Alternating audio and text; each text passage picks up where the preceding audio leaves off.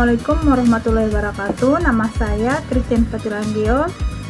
Di sini saya akan menyampaikan materi saya yang berjudul mekanisme proses penyelenggaraan pendidikan latihan.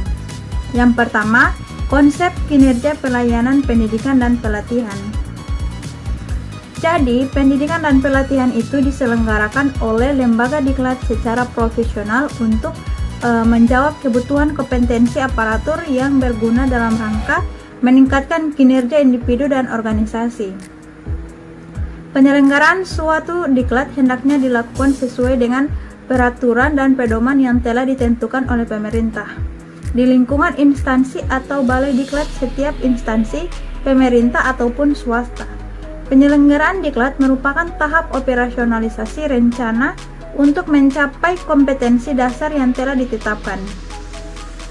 Tujuan diklat menurut Peraturan Pemerintah Nomor 14 Tahun 1994 adalah untuk meningkatkan kesetiaan dan ketaatan PNS kepada Pancasila, Undang-Undang 1945 negara dan pemerintah RI, menanamkan kesamaan pola pikir yang dinamis dan bernalar agar memiliki wawasan yang komprehensif. Kemudian faktor-faktor pendukung pelayanan prima dalam pelaksanaan diklat dapat diuraikan sebagai berikut. Yang pertama, perumusan tujuan, yang kedua pembelajaran, yang ketiga peserta diklat, dan yang keempat adalah fasilitas pembelajaran. Kemudian, upaya peningkatan kualitas pelayanan diklat. Upaya peningkatan mutu penyelenggaraan diklat dilakukan melalui pengembangan profesionalisme widyawisara dan staf penyelenggara diklat, disertai dengan penciptaan sistem kerja yang menjamin kebersamaan dan peraturan kerja. Untuk mewujudkan widyawisara dan staf yang profesional dapat ditempuh dengan berbagai upaya seperti meningkatkan frekuensi pelatihan baik berupa training of trainers dan pelatihan lain yang diselenggarakan oleh lembaga lain, magang atau on the job training, latihan di tempat sendiri atau in-house training. Kemudian, proses dan prosedur manajemen pelatihan. Sebagai suatu proses, istilah manajemen atau pengelolaan pelatihan berkaitan dengan trisula aktivitas, yakni perencanaan, pelaksanaan, dan evaluasi.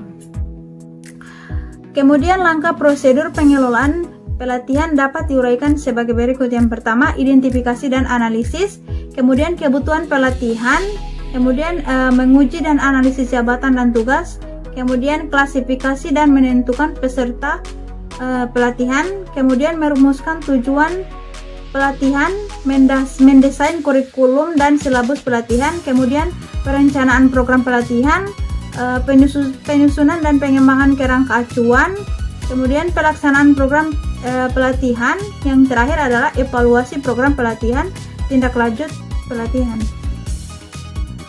Kemudian implementasi pengembangan program pelatihan.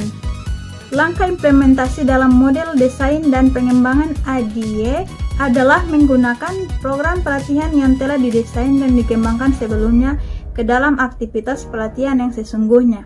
Langkah implementasi mempunyai makna sebagai usaha yang dilakukan untuk mewujudkan desain dan pengembangan program pelatihan dalam situasi nyata. Implementasi pengembangan program pelatihan berfungsi sebagai proses transformasi.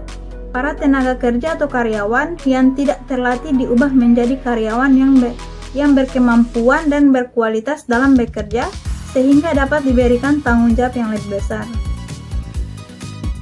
Itulah pemaparan materi dari saya. Lebih dan kurangnya saya mohon maaf. Wassalamualaikum warahmatullahi wabarakatuh.